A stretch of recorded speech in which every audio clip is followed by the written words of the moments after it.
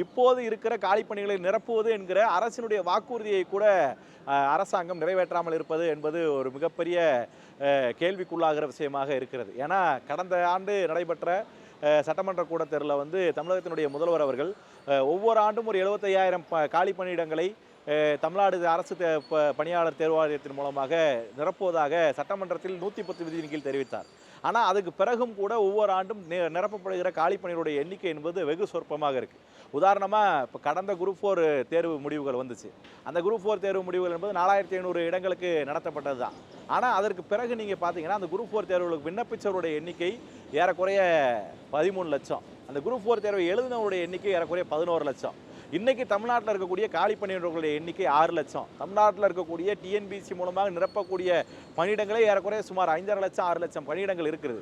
இன்னொரு புறம் போக்குவரத்து துறை, அதே போல் மின்சாரத்துறை, இப்படி ஒவ்வொரு துறை வாரியாகவும் ஏறக்குறைய பல பணியிடங்கள் காலி பணியிடமாக இருக்குது. குறிப்பாக சொல்ல வேண்டும் என்றால் மிக முக்கியமாக நம்ம கவனிக்க வேண்டியது, இன்றைக்கி தமிழ்நாட்டில் இருக்கக்கூடிய எல்லா துறைகளிலும் 30% பணியிடங்கள் காலி பணியிடங்களாக இருக்கிறது என்பது மிக முக்கியமான விஷயம். நீங்கள் 30% பணியிடங்களை காலி பணியிடங்களாக வைத்துக்கொண்டு ஒரு அரசினுடைய சேவை எப்படி தமிழ்நாட்டில் இருக்கக்கூடிய ஏழை எளிய கடைக்கோடி மனிதனை சென்றடையும் என்பதை அரசு சிந்திக்க வேண்டும். எனவே ஒரு அரசு உருவாக்குகிற நலத்திட்டமாக இருந்தாலும் சரி, அதல்லது ஒரு கடைசி சராசரி மனிதனுடைய தேவையாக இருந்தாலும் சரி, இரண்டையும் சரி செய்வதற்கான வாய்ப்பு இந்த அரசு நிர்வாகம் தான். இந்த அரசு நிர்வாகத்தில் இருக்கக்கூடிய ஒரு 30% பணியிடம் என்பது காலி பணியிடமாக இருக்கும் என்று சொன்னால் இந்த அரசினுடைய ஒட்டுமொத்த செயல்பாட்டையும் முடக்குவதாக இது மாறும். எனவே தமிழ்நாடு அரசினுடைய செயல்பாட்டினுடைய முடக்கத்திற்கு இது வித்திடக்கூடாது. தமிழ்நாடு அரசாங்கம் வருகிற சட்டமன்ற தேர்தலுக்கு முன்பாக வருகிற ஜனவரி பிப்ரவரி மாதங்களில் ஒரு 1 லட்சம் பணியிடங்களை டிஎன்பிசி மூலமாக நிரப்புவதற்கான முறையில் ஒரு அறிவிப்பை வெளியிட வேண்டும். அது இந்த இளைஞர்கள் மத்தியில் ஒரு மிகப்பெரிய எதிர்பார்ப்பாக இருக்கிறது.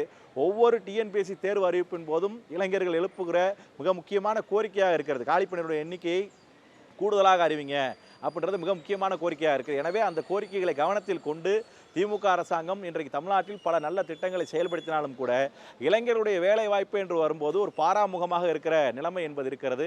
எனவே ஒன்றிய அரசாங்கம் பின்பற்றுகிற அதே நவதாராளமய பொருளாதார கொள்கைகளை திமுக அரசு பின்பற்றினாலும் கூட இருக்கிற அரசு பணியிடங்களை நிரப்புவதற்கான முயற்சியில் தமிழ்நாட்டில் இருக்கக்கூடிய திமுக அரசு முயற்சி செய்ய வேண்டும் என்பதற்காக வருகிற டிசம்பர் 1ஆம் தேதி அனைத்து மாவட்டத்தினுடைய தலைநகரங்களிலும் வேலை கேட்டு ஒரு காத்திருப்பு இயக்கத்தை இந்திய ஜனநாயக வாலிபர் சங்கம் நடத்துகிறோம். இந்த இயக்கத்திற்கு தமிழ்நாட்டில் இருக்கக்கூடிய அனைத்து அரசியல் கட்சிகளும் இளைஞர் அமைப்புகளும் பேராதரவு தர வேண்டும் என்று இந்த நேரத்தில் கேட்டுக்கொள்கிறோம்.